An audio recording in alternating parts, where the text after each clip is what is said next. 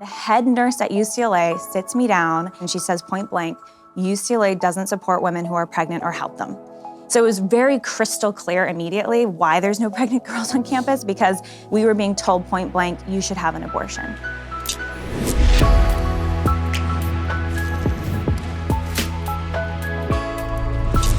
Hey, and welcome to the Ben Shapiro Show Sunday Special. This week, I'm excited to welcome Lila Rose. Lila is founder and president of Live Action, one of the leading pro-life and human rights organizations in the country. She's also the host of the Lila Rose Show. We'll get to our questions for Lila Rose in just one moment. First, the reality is that the markets, they're pretty volatile. And one of the factors in volatility is the fact that central governments can actually manipulate currencies. This is one of the reasons why some people are looking into investing into cryptocurrency. I know, crypto, what the hell is it? Basically, it's like an online gold. It's an asset that cannot be manipulated by outside currency manipulators like China. Last week, for example, China devalued its currency and markets tanked. One consequence was that the price of Bitcoin rose. Why? Because Bitcoin can't be manipulated that way. It might be time to seriously consider including some crypto in your portfolio. The best place to trade crypto is eToro. eToro is smart crypto trading made easy. eToro's social trading platform has over 11 million traders and facilitates over $1 trillion in trading volume per year globally. You can access the world's best cryptocurrencies. They've got 15 different coins available. They've got low and transparent fees. You can try before you trade with a virtual portfolio with a $100,000 budget, so you can actually see how the thing works before you spend your own money on it. Never miss a trading trend with charts and pricing alerts as well. Listen, I think that crypto is definitely worth taking a look at, and that's why I'm encouraging you to take a look at it at etoro.com/Shapiro. That's etoro.com/Shapiro, etoro.com/Shapiro. Lila, thanks so much for joining us. Thanks for having me, Ben. So why don't we start off by explaining what Live Action is for folks who are not familiar with the group? Sure. So Live Action is the digital leader right now for the pro-life movement. We reach millions of people every day with pro-life content to educate hearts and minds, both about what abortion is, the violence it does to a baby, and then the beauty of life, motherhood, fatherhood, how good and important it is to fight for life. And we do a lot of investigative reporting of Planned Parenthood, the abortion industry, and we reach especially young people, so lots of teens, 20s, 30s. So in a second, I want to ask you about some of the specifics that you've done with Live Action. But first, how did you get into this issue in the first place? Because you and I first met when you were maybe 17 and you were working at UCLA and you're working on exposing the abortion industry. But what made you want to get into exposing the abortion industry in the first place? Sure. So it wasn't like just a hobby that I got into. It felt like a calling when I was a teenager, because I learned about abortion as a young girl. I'm from the Bay Area, California, one of 8 kids, and oldest of 5 of them, so the third oldest. And just growing up in that kind of a household, life was very precious, seen as a gift. And then when I found out about abortion, my parents weren't activists, but they were more conservative politically. And I found out about abortion by reading this book that they had in their living room called A Handbook on Abortion by Dr. and Mrs. Wilkie, this old kind of 1980s looking book. And they didn't give it to me. I just found it because I was reading every book in the house at the time. I was very into books.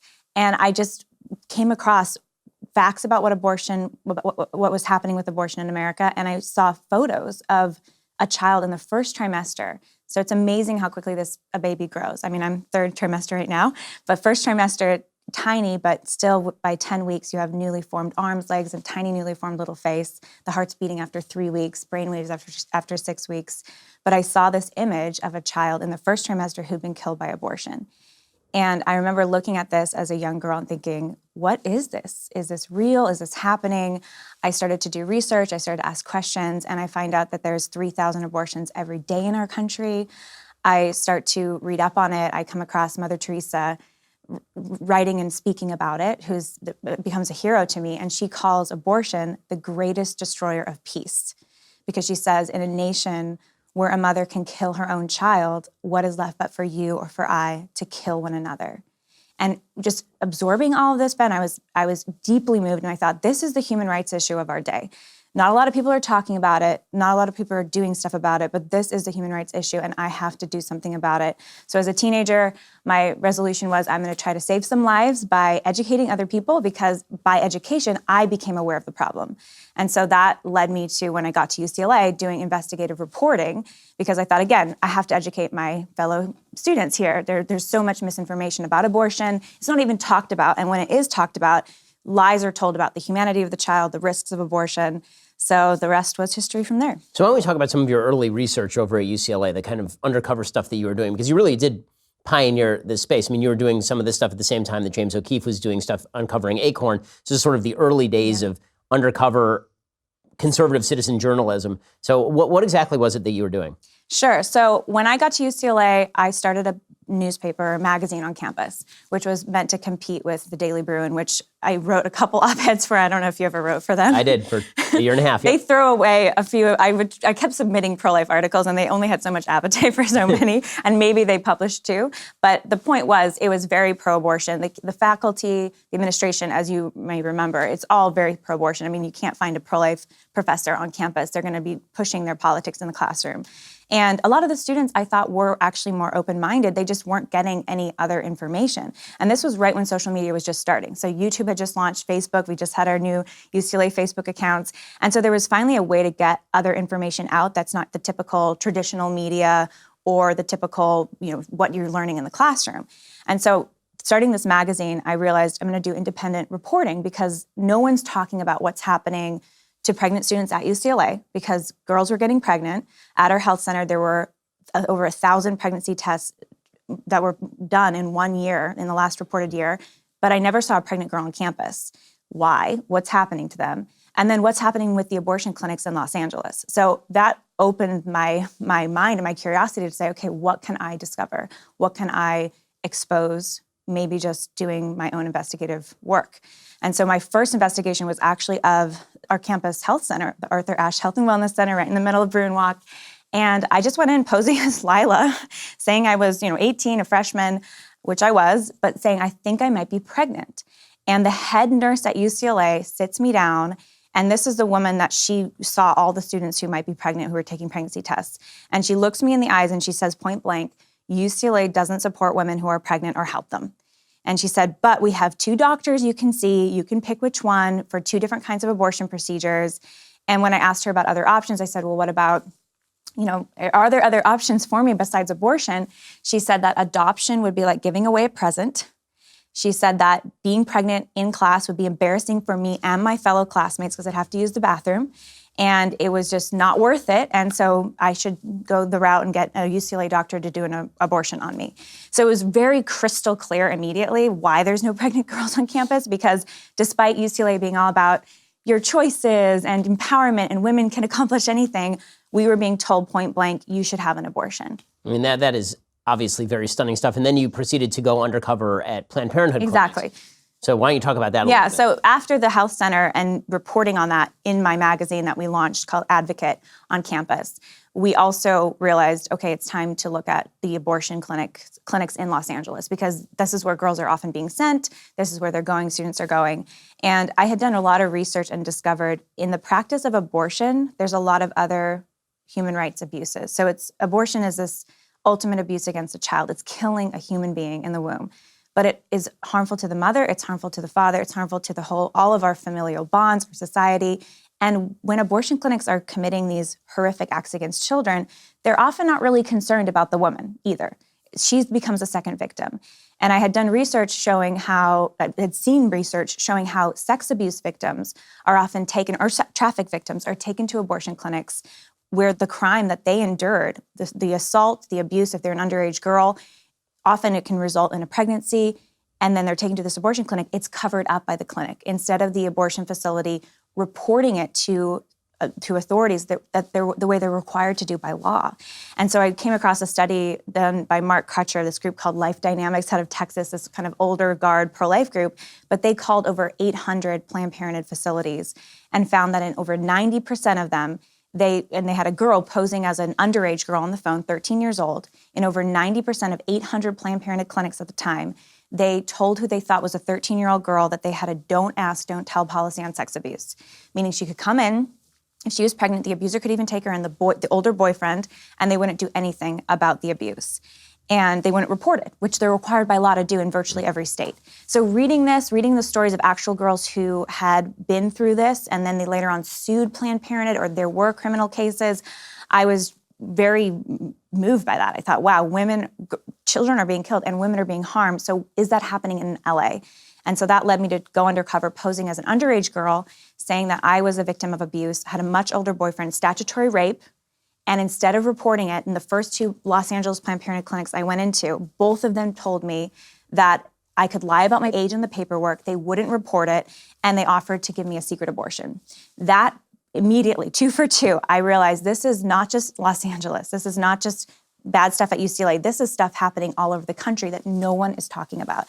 And so that inspired that first investigative reporting and then taking it across the country. I mean, it is pretty astounding how you have uncovered all of this stuff, and sort of like the David Daleiden case, there have been so many cases where Planned Parenthood has been exposed, and the media have a vested interest in ensuring that people do not hear about the abuses that take place at places like Planned Parenthood. How do you think the media are able to get away with what really does amount to a fairly large-scale cover-up? Well, I mean, it's no surprise that the trust in the media is at an all-time low. People don't think the media is trustworthy anymore because they're not reporting stories that matter, or they're actually covering for abusers or for people that or companies or organizations that align with their political ideology, like Planned Parenthood, like an abortion industry, but are actually doing horrific things on the daily and breaking the law. I mean, not just killing children and killing thousands of children a day, but lying to women, manipulating, breaking state laws, covering up sexual abuse. I mean, so many horrific abuses alongside that abuse of abortion.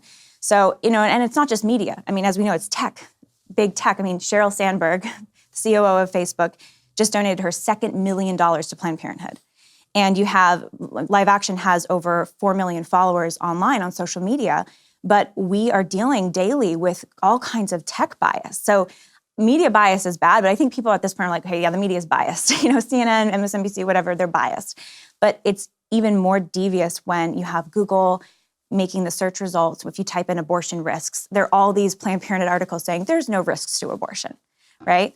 Or you're looking at your social media feed on Facebook or your social media feed on Twitter, and you're not seeing necessarily the facts about what abortion actually is coming from alternate voices. Instead, you're seeing stuff that corroborates or fulfills that idea of pro-abortion ideology, which a lot of the folks in San Francisco and big tech support.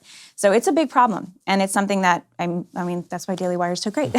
Fight back, spread a different narrative, because it's that other pro-abortion narrative is so strong right now. Well, where do you think that we stand on abortion in the country right now? Because there's some conflicting polls. Some show that Americans are largely in favor of some restrictions on abortion. Others, when taken just in terms of are you pro-Roe versus Wade or anti-Roe versus Wade, show a majority in favor of Roe versus Wade. Where do you think the American people are on this issue? Well, I'm very encouraged. So there have been some of the latest Gallup polls show that more people identify as pro-life than pro-choice. So that's a label, and that can mean a lot of different things to different people. So that's one indicator. I think the thing that's the most interesting is when you look at people's position on the legality of abortion. And the reality is, according to most of the recent polls, whether it's Pew or Gallup or others, the vast majority of Americans want significant abortion restrictions. So they want abortion restricted to the first trimester or banned altogether. And I think that's really telling. I think most people realize that this is a moral issue. They're not comfortable with it. They don't support it. And they don't like that we have it. But they think, oh, we need to compromise, right? Because they don't want to be seen as extreme. Because the moment you come out and say, I'm pro-life for all children, no matter what, then the media says, you're crazy, you're an extremist, you're a zealot. And so most people are like, okay, well, I at least want some restrictions.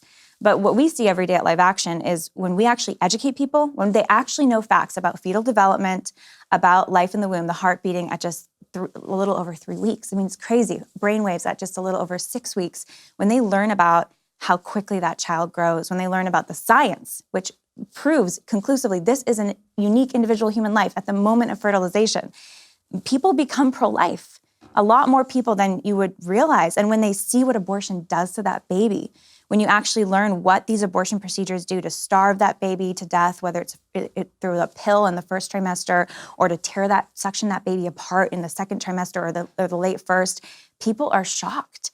And they say, wow, I can't support that. So we're seeing that those minds change on the daily when we do our work at Live Action. It's not being reported. It's like you're not going to see a feature story on CNN about this girl who changed her mind on abortion.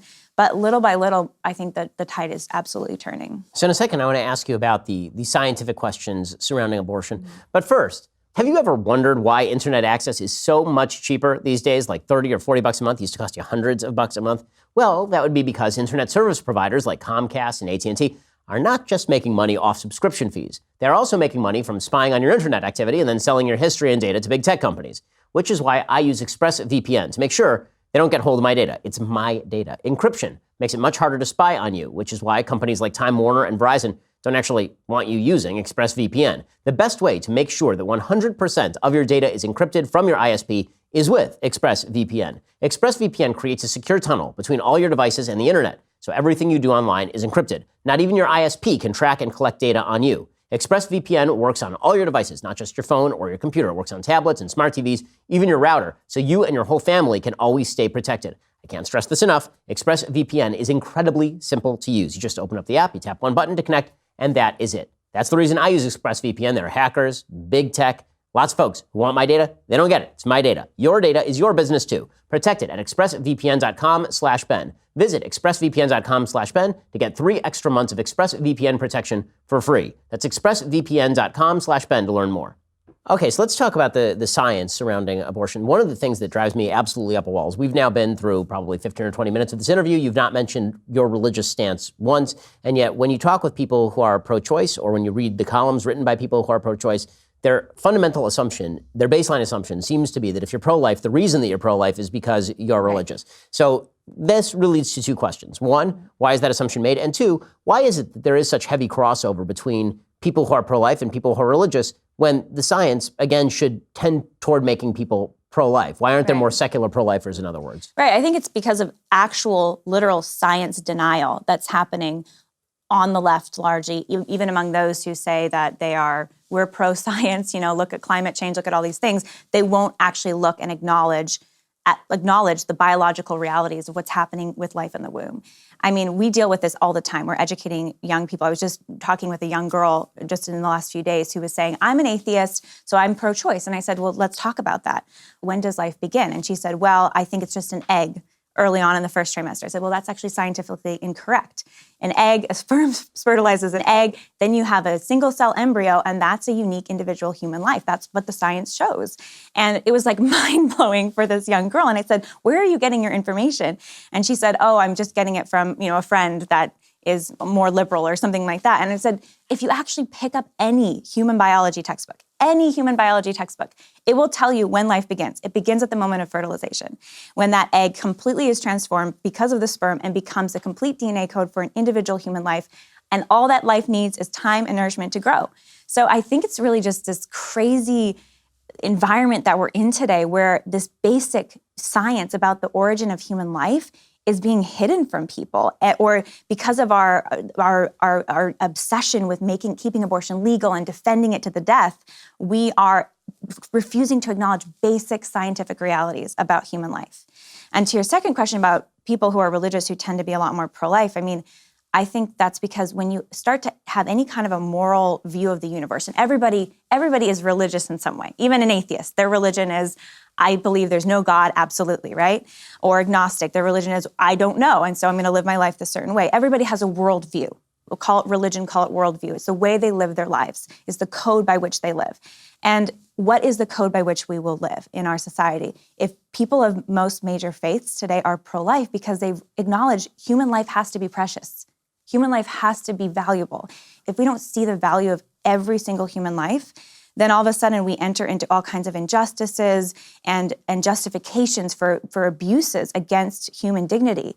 And that's where human rights abuses, how they happen, because we start to dehumanize one group of the population, whether because of their sex or because of their race or because of their political background or their faith or their size, their level of development, because they're so small, they're in the womb.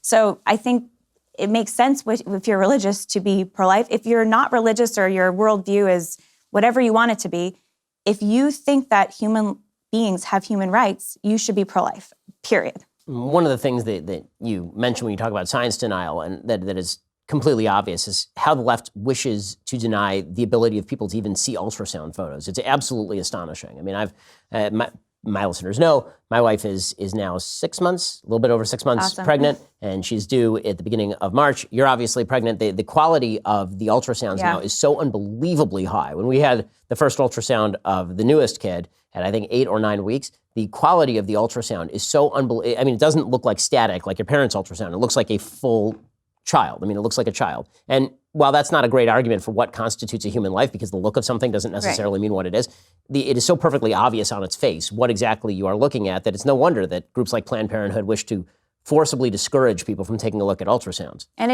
it's even like when you look at miscarriage. I mean, Planned Parenthood's now ex-president, Dr. Leana Wen, she wrote publicly about a miscarriage that she had. And this was right before she was fired by Planned Parenthood. So this happened over the summer. It was this big hullabaloo. And she's the first doctor in dozens of years that Planned Parenthood allowed to be their head. And then she wasn't pro-abortion enough for them. But she wrote this article talking about the grief she felt after her miscarriage. That same baby, that same age, couldn't be killed legally at Planned Parenthood clinics across the country. And why is the child, you have a baby shower, you're pregnant with a baby, you're expecting a baby, why all of a sudden it's completely illogical? Is it no longer a baby, no longer a life, no longer someone to be grieved just because you don't confer value on it as the parent or the person making the decision? It's not logical. And I think the more people learn about facts about life in the womb, what abortion is, they realize it's not logical. And so to be logical, to be pro-science, to be reasonable, this is a life that deserves protection like you or like I do. So why do you think it is that the left has moved away from what seemed to be a lot safer political ground even 25 years ago, the safe, legal, and rare formulation, the idea that, sure, this is uncomfortable, sure, we're not saying that it's totally morally fine, but at the same time, there are certain people who are in need, and we wouldn't want to make it illegal, and we want to make it safe for them to get an abortion. Why do you think the left has forcibly disabused themselves of this notion? I mean, now you're seeing the full-on celebrate abortion, shout your abortion, light up towers in New York pink, if you're going to legalize abortion up till point of birth. Why do you think the left has made that radical shift? Because it is a politically bewildering shift. One of those formulations is a lot more popular than the other. Yeah, no, I think you're right. And all the Democratic candidates right now, unfortunately, are all pro-abortion. I mean, pretty much through all 9 months. Tulsi Gabbard is like, maybe in the third trimester, there's some babies that we should protect. And then they yell at her. And then they yell at her, exactly. I think there's two things. First of all, the abortion lobby is extremely powerful. Planned Parenthood has been receiving over $500 million in taxpayer money for years and years and years. So they've been receiving multi-billions from the federal government and from state governments.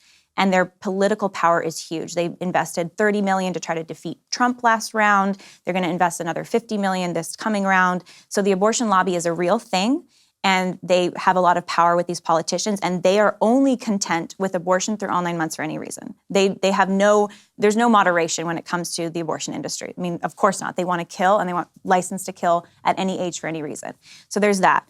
I think the second thing, though, is they're actually being logically consistent now, Ben. I mean, before they weren't, right? And I think they're kind of realizing, wow, if we compromise, it's not too long until we might find ourselves out of a job as being pro-abortion or, supporting the abortion industry. Because once you say you can protect some lives, then the argument to why don't we just protect them all if they're human lives to begin with is a very strong one. So I think now they're actually being logically consistent by saying, nope, if they're in the womb, doesn't matter how old, doesn't matter for what reason, you should have license to kill. So over at Live Action, obviously you do an enormous amount of outreach. That's what you do. And I want to ask you in just a second about what are the most effective types of outreach and what are the least effective types of outreach on this particular issue. But first, let's talk about a great new movie. It's called No Safe Spaces. Okay, it's made by my friends Adam Carolla and Dennis Prager. Adam, of course, is the godfather of the podcasting industry, and Dennis Prager, who is sort of a moral voice in the conservative universe, has been for decades. They made a great new film. It's called No Safe Spaces. It's in theaters nationwide Friday, December 6th. Adam and Dennis take you on a wild ride to show you the effects of political correctness, identity politics, and cancel culture. No Safe Spaces argues that free speech is important in a free society. It shows how it's being threatened and what we can do to fight back.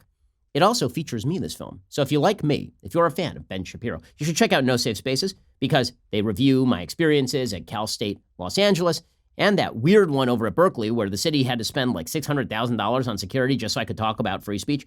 The film also features Van Jones, Jordan Peterson, Brett Weinstein, Cornel West, even President Obama. This is a film that you can take and you should take your liberal friends to see.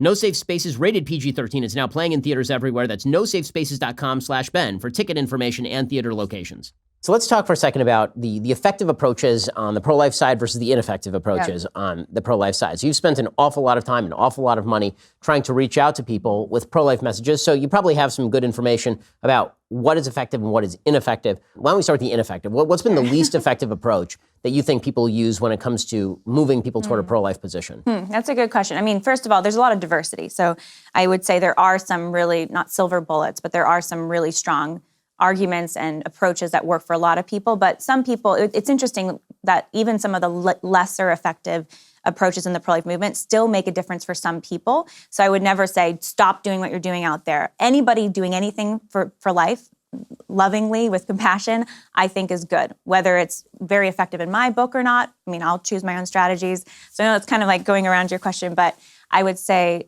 anything that's angry or cruel, I don't think is effective, because you're dealing with people and a lot of wounded people. I mean, there are so many people who've been hurt by abortion. Women, men, abortions in their history, and they still are not even sure how to wrestle with it. They're not healed from it.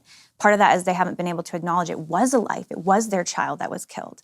And so there's a lot of woundedness. So anytime that we get on our high horse, if we act with a judgmentalism, or we're cruel or unkind in our approach, I think that can be very harmful and ineffective. So that's probably one of the least effective things I've seen in the movement. Thankfully, it's a fringe. Most people in the pro-life movement are very compassionate, and many of them are there because they actually have abortion in their families, or they were involved with an abortion themselves. So, and then as far as effective is concerned, when people actually learn about fetal development of life in the first trimester, I mean, from the early stages, and then they actually get to see that child, see that embryo, and then they get to understand what abortion actually does to that child. We launched a series at Live Action called Abortion Procedures, which are medical animations narrated by a former abortionist. And he committed 1,200 abortions himself. He explains what happens during each procedure. These are the most common abortion procedures. And when people actually watch these videos, they're medical animations, so they're not gory, but they're correct, they're precise. This is what happens through an animation. People are just floored. I mean, it's amazing. We see people go from, I was pro-choice to, I guess I'm pro-life because I can't support that. So just something as simple as showing the child and how they're victimized by abortion. And then also storytelling, telling stories, women who choose life, women who walk out of that abortion clinic, they have the courage in the last moment, women who had the abortion and then regret it, and they share why. Stories of abortion survivors. They actually survived the abortion attempt on their life. Stories of women who chose life in really difficult circumstances. I mean, these stories are inspiring and encouraging to people. So that's a lot of the work that we do at Live Action, is to tell those stories, as well as show the victim and show what abortion does. So one of the issues that constantly comes up when I talk about abortion that I assume doesn't come up as much when you talk about it is, I'm a man, obviously.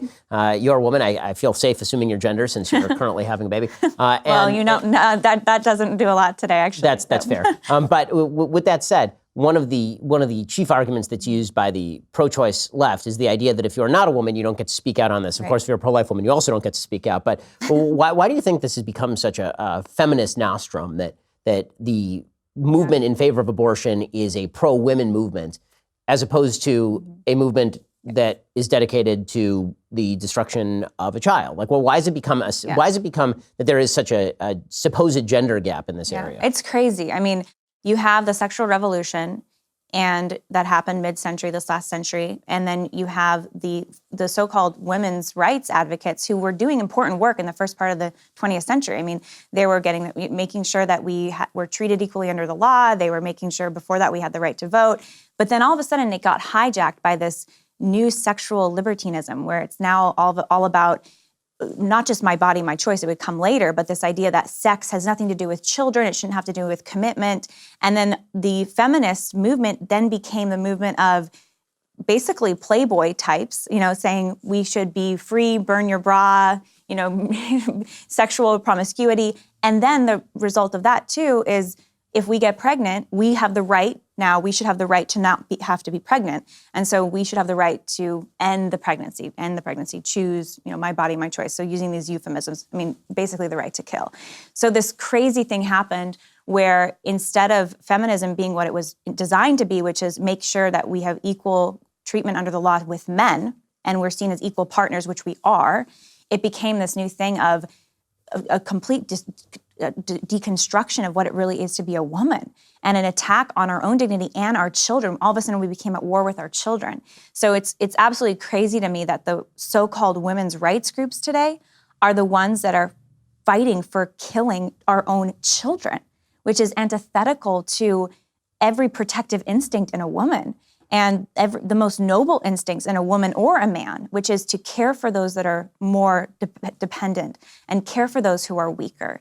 So it's really horrific what has happened. I think deep down it doesn't resonate with people. I mean, deep down I think we're made to love. We're made to see life as precious. We're made to value children, to value sex as something more than just this thing you do whenever you want with whoever, but that it's meant for something beautiful and a lifelong bond. So the anti-messages of the sexual revolution and today's crazy off the reservation feminism, which isn't the authentic original feminism, I think people are not really comfortable with it. Deep down, it doesn't resonate. And the more you educate about what true feminism was designed to be and the beauty of motherhood and the dignity of women, you talk about these things, I think it changes it for a lot of people. I mean, that's the part that's astonishing to me. So as I mentioned before, my wife's pregnant. Again, this is baby number 3.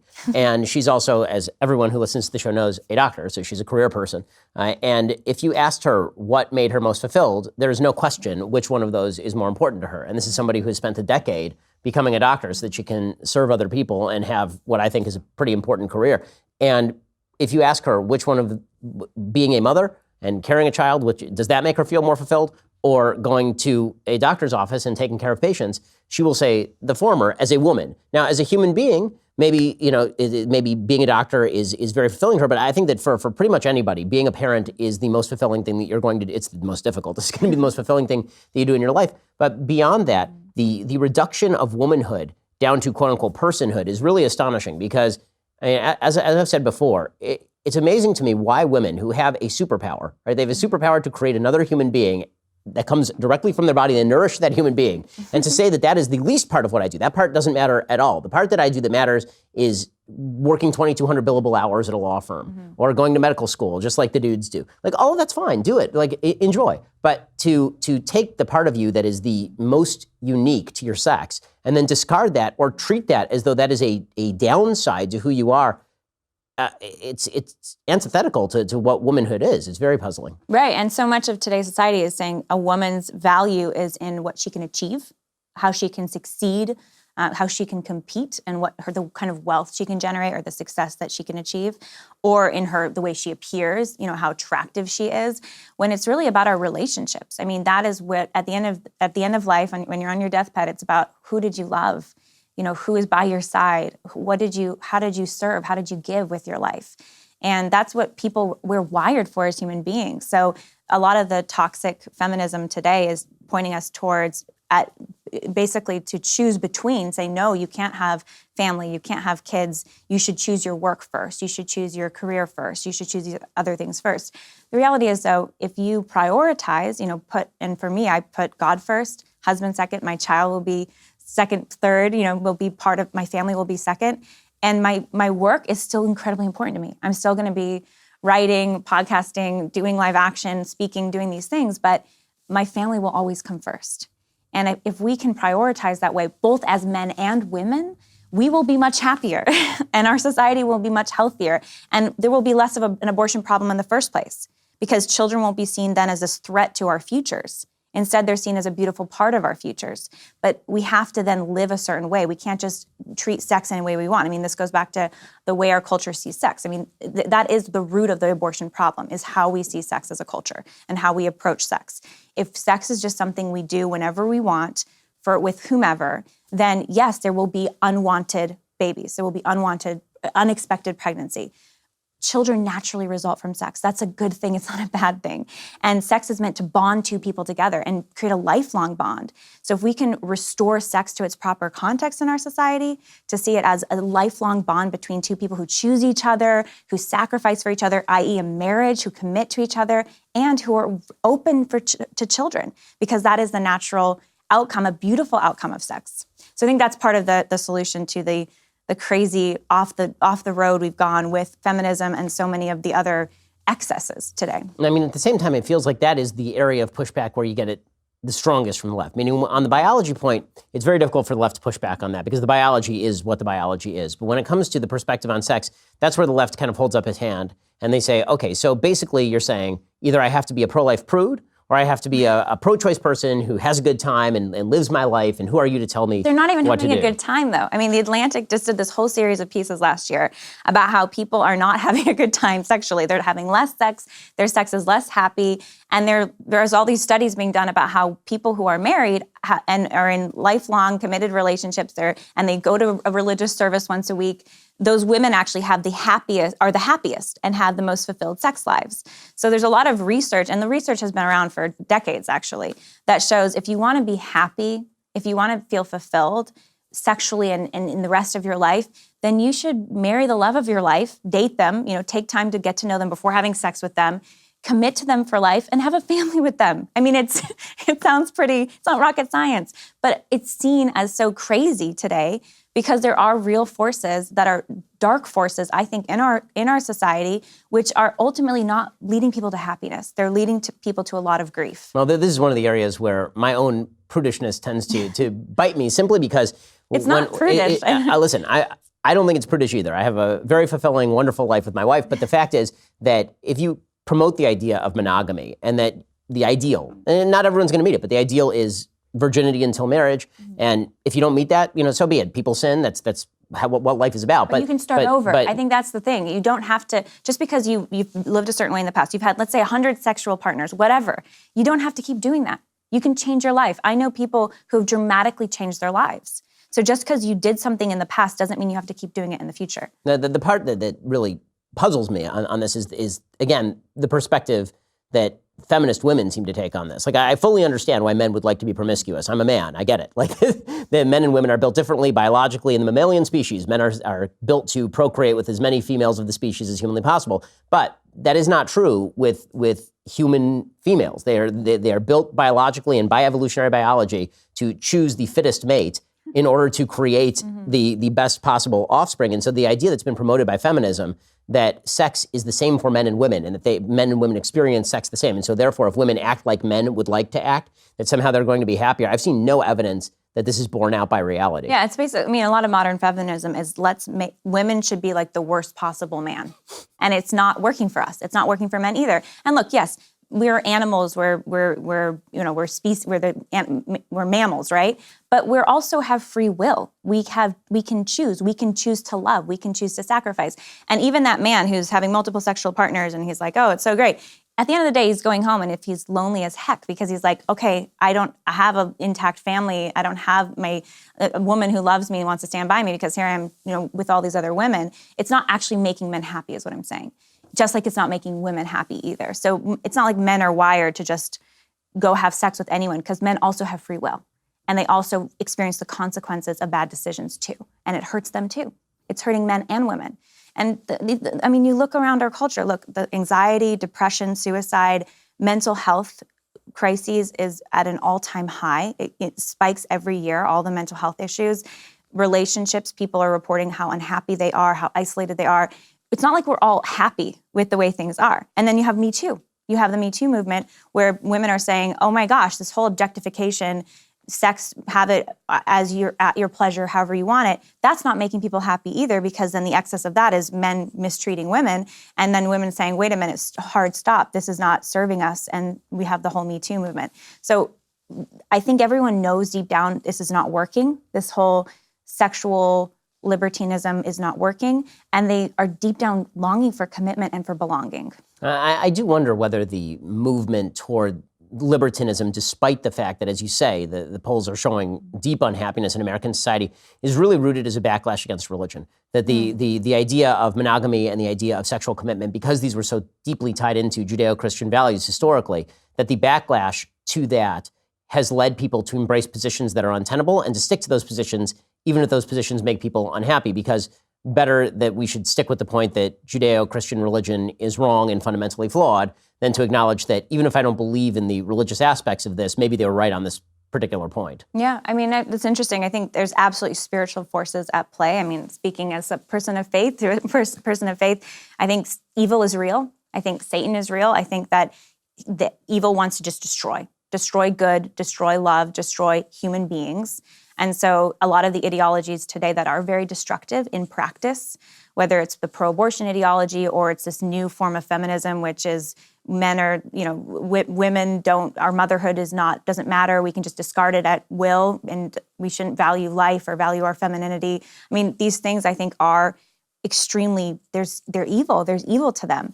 So that language people, I think, are very scared of in our society because we like to think that evil doesn't exist. I mean, it's almost like it's better to pretend that it doesn't exist. It's easier to live life. But until we acknowledge what is right and what is wrong, until we try to live our lives in a way that sees people for the dignity that they have and acknowledge a moral order to the universe, we're going to continue to fall over ourselves and hurt each other as well as ourselves. As long as we're on religion, let's talk a little about your religious background. So what is your religious background? Sure. So I was raised in an evangelical home, Christian, you could say, born again type home. And when I was a teenager, I was not really sure if I identified with that, what my beliefs were. I went on this journey to study world religions and try to understand, okay, is it true that there is a God? Who is God? How should I live my life? What is the meaning of all of this? So I actually took some time to study Judaism. I studied it a little bit, studied different world religions, different world views. Because again, I think everybody has a religion, whether they realize it or not. It's the code by which they live. It's the operating beliefs that inform all their decisions. And I ended up at UCLA, actually, interestingly. I found myself just believing, okay, Christianity, I think, is true. I think Christ, when he said he was the way, the truth, and the life, he was correct. And his sacrifice was necessary because of evil, because of our sin and our woundedness. What do we do to reconcile the fact that God is good and he made creation for good, but there's so much evil? Well, he sent his only son to die for us. So I came to believe that. And then my next question was, okay, how do I live the Christian life? What does it mean to actually be a Christian today? Yes, you can say, I believe in Jesus. I believe the Bible is an incredibly, important source of wisdom and it's God's word, but how do I actually live the Christian life? And that brought me into the Catholic Church because after doing a lot of research and study, I saw 2,000 years of church history and apostolic succession, so the practices and the teachings of Christ when he came, which are recorded in the Bible, and then the traditions of the early church, the way they lived, the way they did Eucharist, communion, receiving Jesus' body, blood, soul, and divinity in communion, the way that they did baptism. There's an unbroken line of tradition from the beginning and unbroken line of the priesthood from the beginning, from Christ when he established it, to today, which has been kept by the Catholic Church. So as a student at UCLA, came into the Catholic Church, and it's been an incredible gift and blessing to get to receive Jesus in the Eucharist and to get to be a part of his church. So to shift rather radically, I want to ask you about the legislative strategy that you think that people ought to be pursuing with regard to the pro-life movement. So we've seen a couple of different strategies that have been pursued. One is a sort of gradualist strategy, which is you gradually push back the time that abortion is legal further and further back. So now it's, heartbeat or earlier. And then you've seen these sort of go for broke, let's just ban this thing outright, as you've seen in Georgia, the notion that from point of fertilization, that abortion ought to be illegal. Where do you stand on that strategic conflict, or do you think that it even matters? Well, first of all, the pro-life movement has been doing the kind of secondary steps or the intermediate steps for like 40 plus years, and it hasn't worked. What do we get? We get some of the most extreme abortion extremism that we've seen in decades, like what just happened in New York, them celebrating 9 months abortion through all 9 months, and you still have 8-9 states which are pro-abortion through all 9 months, allowing legal abortion through all 9 months. So that intermediate kind of going halfway has not been working strategically, and I think it's pretty clear why. I mean, in the game of politics, you have the pro-abortion side, which unfortunately is the Democratic Party right now, which is abortion through all 9 months. They're not going to compromise. You don't see Democrats saying, oh, I'll compromise, I'll ban abortion at this stage. That's not happening. And then you have the Republicans, or at least the non-Democrats over here, who are saying, actually, we want legal protection, but they're the ones who are starting off with a compromise. So they're starting off by saying, okay, let's just ban it in the third trimester. Well, they won't even accept the third trimester ban. So why are you bothering moving the goalposts so close to the pro-abortion side? My position is twofold. First of all, stop the taxpayer funding of the abortion industry. I mean, that's a pretty clear no-brainer. We're still funding Planned Parenthood, hundreds of millions of dollars a year. Stop funding any abortion facility or any group that's committing abortions, period. And then number two, complete legal protection. If we're going to be logically consistent, if we're going to be just to our fellow human beings, we need to ensure complete legal protection for every single child. And we need to stop playing this game that some abortions are good, some abortions are okay, women are benefited by abortions, this game that we keep playing as a society, because the reality is abortion's always wrong. It's always the intentional taking of an innocent human life, and that's never justified. So I think the right strategy is saying we want complete legal protection. Live Action certainly celebrates anytime any pro-life thing happens or is passed, but if we're designing the political strategy, it's complete defunding of the abortion industry from taxpayers having no part in it, and number two, complete legal protection. Okay, so now I want to ask you some of the pro-choice arguments that I'm sure that you get the most, so that folks can understand what the counter argument is. So pro-choice argument that I've been hearing a lot lately is, you on the pro-life side, you suggest that abortion is the killing of a human being, and yet when it comes to punishment, you're only interested in punishing abortion doctors. So why not punish mothers? Why not take the position that President Trump briefly took, which is that women who abort their children should go to jail? Where is the sort of intellectual consistency there? Sure. Well, I think first of all, I think it's a no-brainer to punish the doctors. I mean, they're the ones who are actually killing the child, killing that human life and profiting from it. So absolutely criminalizing the practice, the committing of abortions. I think when it comes into the question of should there be penalties for the mother, again, there's a couple things that have to go into play. First of all, being logically consistent. If you're going to commit infanticide of your 1-year-old or your 6-month-old, should there be penalties then if you're committing infanticide of your baby just weeks before he or she is going to be born?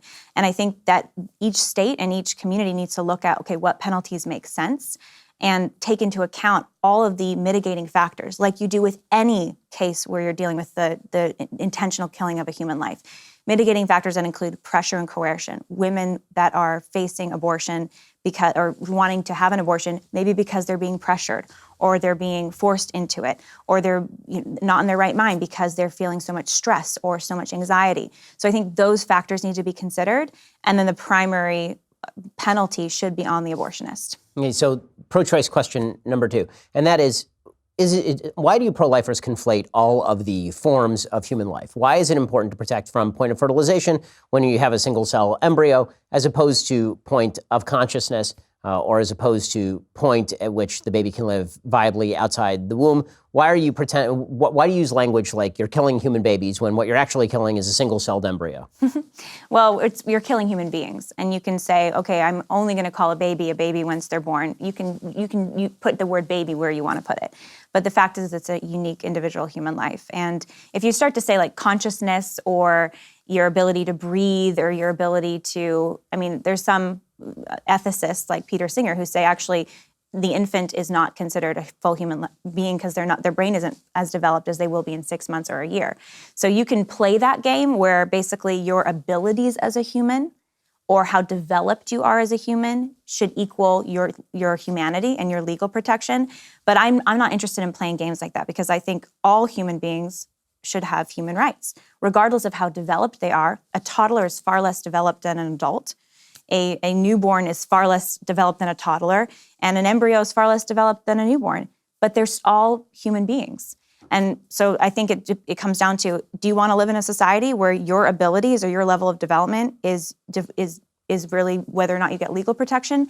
You're opening the door to a lot of human rights abuses if you want to live in that society. Okay. The next pro-choice argument that I've heard a lot, I'm sure you've heard it too, is the argument that when a woman consents to sex and it produces a child, that is different than when a woman does not consent to sex and that produces a child. Incest and rape would be the example here. So in that particular case, then you'd spoken earlier about how the predictable effect of sex is that it's going to create a baby. That's just one of the things that comes along with sex. Well, if the woman didn't consent to the sex and now she is forced to bear the child and carry the child to term, then why should she be forced to carry the child of her rapist, for example? Yeah, and it's a great question, because how horrific is rape? And that's one of the reasons.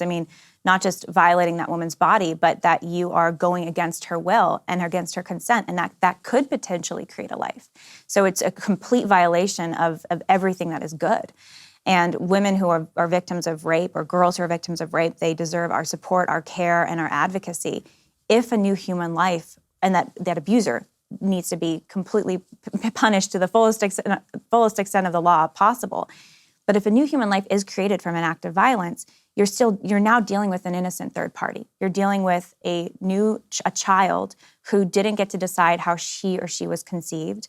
And now it's up to us in our society to come alongside and support and help that woman, because ending that child's life, killing that child, would be unjust for that child. That child is innocent. We don't even give the penalty of death, the death penalty, to rapists in our country. It's against federal law. You can't kill them for being rapists. Why would we give the death penalty to an innocent child? Another pro-choice argument that you hear frequently is what I think is sort of a misdirect, which is, okay, so you care a lot about babies before they're born, but as soon as the babies are born, you guys don't care at all. You're not talking about resources for babies after they're born. So why are you so concerned about babies before they're born, other than you just want to put a burden on a woman? Yeah, I mean, we hear this a lot, and it makes me laugh because basically most of the pro-life movement is involved with taking care of babies before and after they're born.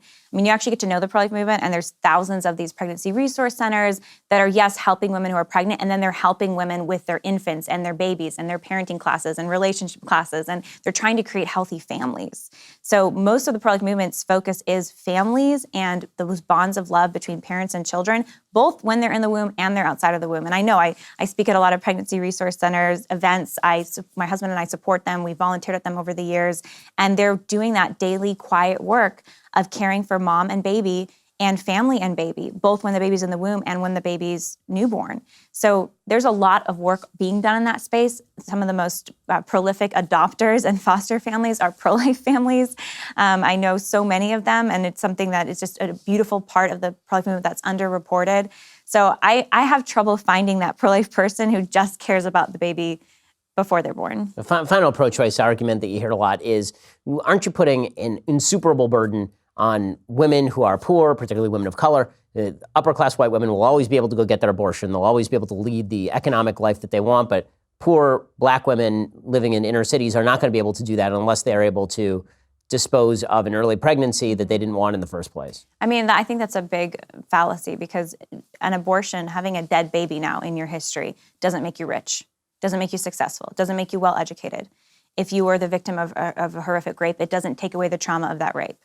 So to say that poor women or lower income women or women of a certain ethnic background are served by abortion, no, abortion just ends the life of your child, and then it leaves you in the exact same situation you were in before. I think the solution is to say, okay, let's love them both. Let's focus on, in our communities, through our churches, through our whatever system of governance we may have locally, do our best to elevate people, mothers and their children, care for both of them. And that's a lot of the work that I see day in, day out in the pro-life movement. So, number one, I'll ask you relationship advice, even though you don't have a kid yet. And once you have a kid, it's completely going to... You should be giving me the relationship advice. Yeah, get ready. I'm just telling you right now, everything that is good in your life is about to end. A lot of new good things are going to begin, but... It's very pro-life. Listen, I love my kids. They're wonderful. What I always tell people is that the boundaries of happiness and sadness expand based on where you are in your life. So when you are single, basically your happiness, you get up to like a 7, and your sadness, you get down to like a 0, and then you get married and your happiness goes up to like a 10, and your sadness goes down to a negative 10, because if something bad happens to your spouse, then you feel that also, so you've doubled your opportunity for risk. And then once you have children, all limits are removed on both ends. The happiest things that will ever happen to you are things that happen with your kids. The worst things that will ever happen to you are things that happen with your children. So I'm sort of asking you for relationship advice before you've experienced the full gamut of the relationship. But with that said, how long have you been married at this point? A little over a year. We just celebrated a year 2 months ago. Okay, and how long were you dating before that? We knew each other 2 years. So dating, yeah. Okay, so why don't we start dating advice? Because there you're an expert. So let's start with dating advice. But I dated a lot in my 20s. Okay. So I had lots of, I feel like I've been through a lot of different iterations of dating culture and what's going on with dating. And I think the key thing, a couple key principles that I feel very passionate about when it comes to dating is, first of all, what's the purpose? I think a lot of people today, they don't have a clear end in sight with dating. It's kind of like a cultural thing that they do, and then it becomes maybe hooking up, or it just kind of becomes this almost side part of their life that's not really focused. Are you dating because you actually want to prepare to be in a family, to have a spouse?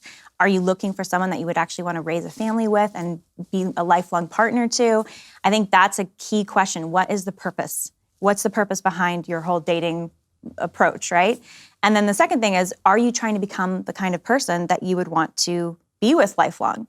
You know, are you of the caliber of person yourself and the kind of person that you're looking for?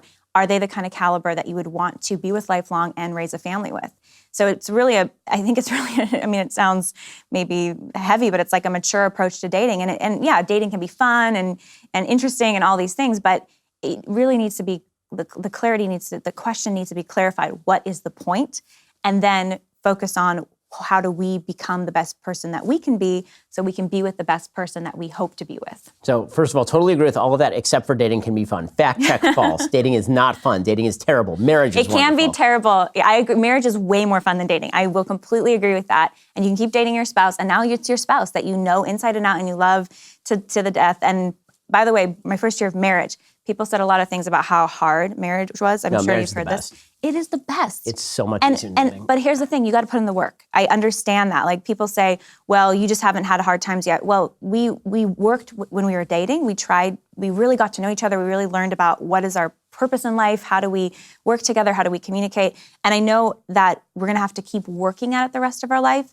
But if you're willing to do the work, it is incredibly beautiful. And if you're careful about who you choose, it can be incredibly beautiful. Well, that of course I totally agree with. I always urge people, the first thing that you look for in somebody is values, because 50 years from now, you're both going to be ugly. So just start off with the values. She'll be beautiful, Ben. Come on. I mean, yeah, except we'll both be like at that point 80. So I mean, yes, she'll be a gorgeous 80-year-old. But realistically speaking, it's the values that are going to last for quite a while. And yes, I'm going to reiterate, dating is awful. I remember when I was dating my wife. So we only dated for 3 months before we got engaged. We met on September 5th. And we were engaged on December 22nd. So did you know the moment you saw her? What was that like? I mean, I knew like right away that she is somebody who I definitely thought was a serious option for marriage. And within 2 dates, I was like, I'm marrying this person. And then she, like most women, was like, I'm not so sure. Give me a couple more weeks. Yeah, I remember we specifically went on one date. And at the very end of the date, I turned to her and I said, I really like you. And she said, I like things about you. Well, and every so often I turn to her and I'm like, yeah, what things do you like about me now? Now you're my third child. How do you like that? But in any case, when we got engaged, she said, I love you December 15th. And I said to her immediately, as soon as she said, I love you, the next words out of my mouth were, okay, time to get married.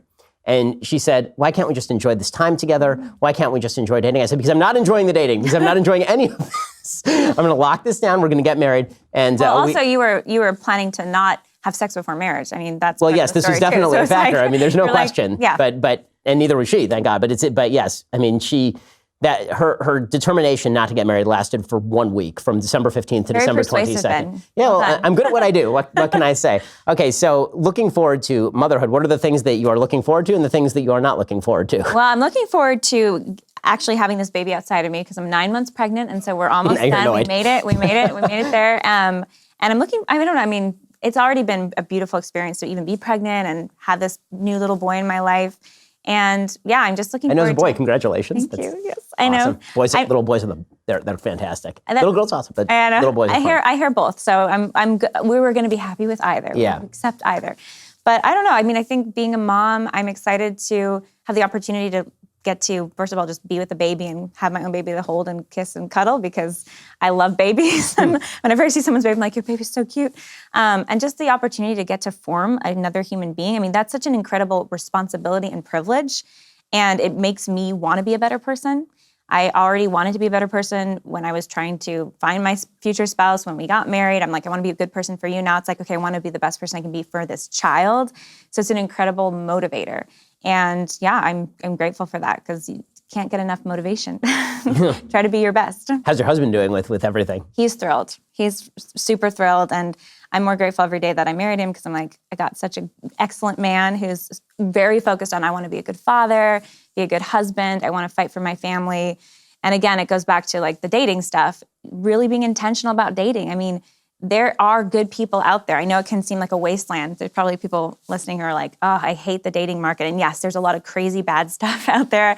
I had my share of bad dates, but there are good people out there. And the more you try to be that good person too, to try to be your best, you will attract people who share those values and who are those good people too. So he's very excited, and we're excited to have one and then hopefully have several more. Yeah, you have 8 kids in your family? I'm one of 8 and he's one of 8.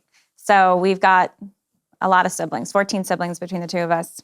So how many are you looking to have? Well, I mean, I'm 31, so we'll see. I mean, we were estimating, we're like, maybe we can go for 8. I mean, we'll probably end up with 4 or 5. I mean, God willing, obviously, but I would love to have a lot of kids. It would be a privilege. One of the things that's fun about Live Action is that apparently every single person who works there is a pregnant basically mother. Yeah. I mean, we're like basically 1/3 of the staff is pregnant themselves right now. And then we've got several other staff who are expecting fathers. So yeah, I mean, it's very pro-life. But what I love about that is here we are, we're trying to change the world. We're trying to educate millions of people, and we're very serious about our work professionally. But at the same time, we all know family comes first, and we want to be mothers first, wives, husbands, fathers first, and then our work, we're going to fight and do our best job in our work. And I love that mentality, because it says, yes, our creative contributions to the world matter. You know, we can be successful, you know, we can work hard, but that family comes first. So that means making time for the family. And I'm excited to navigate that. I mean, I'm sure it will be difficult. I know it's not easy, but why live an easy life? You know, why not live a meaningful life? So getting back to Live Action for just 1 second. So what do you think is the trajectory for Live Action? So when I first met you, it was just in its nascent stage. Now it's become a fairly large organization. Right. So what do you think is the trajectory over the next few years? Sure. So the trajectory of Live Action is to continue to lead an increasingly global movement to get people of every background, every country to be pro-life, and to live that pro-life ethic in their lives personally and as well as politically, to take it to if they can vote, take it to the voting booth, if they can change public policy, make their countries pro-life too. So the way we do that is through mostly digital outreach and then activism. And we're just getting started in many ways because, yeah, we have 4 million people following us online, but we need 40 million people. The United States is a big country, and then there's beyond the United States. So we've got tremendous work cut out for us. We want to completely change culture on abortion, the way people see children, the way people see abortion, and then, of course, as well, impact public policy. Alongside that, I feel very strongly that a lot of work needs to be done, Ben, on educating about these other things. Some of the stuff we've been talking about: sex, relationships, marriage, family, faith, what our beliefs are as human beings, what our purpose is. Because the problem of abortion is the consequence of a lot of other things that have gone wrong. We don't have almost 1 million abortions in this country because of some random happenstance. It's because a lot of other things have broken down in our relationships with each other, in our families, in the way we see even ourselves and our own value. And so I'm very passionate about, alongside Live Action, doing creative projects, whether it's writing books or doing podcasts or things like that, to educate about relationships and about what life is all about and how to be healthier, happier people. Because those things, if we can get people to see themselves as having value, live strong, loving, lifelong bonds in marriages, see children as gifts and not threats, see their own God-given purpose and identity, I think that is the best antidote to abortion. So in 1 second, I want to ask you the final question, which is going to be to tell us the story that is most memorable to you about convincing somebody to be pro-life. But if you want to hear Lila Rose's answer, you have to be a Daily Wire subscriber. To subscribe, head on over to dailywire.com, click the subscribe button, and you can hear the end of our conversation over there. Lila, thank you so much for coming by. Really appreciate the work that you're doing. Keep at it. Thank you so much. Thanks, Ben.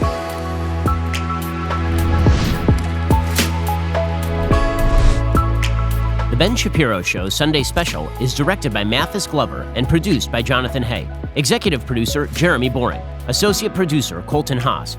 Our guests are booked by Caitlin Maynard. Post-production is supervised by Alex Zingaro. Editing by Donovan Fowler. Audio is mixed by Mike Coromina. Hair and makeup is by Jesua Olvera. Title graphics by Cynthia Angulo. The Ben Shapiro Show Sunday Special is a Daily Wire production. Copyright Daily Wire 2019.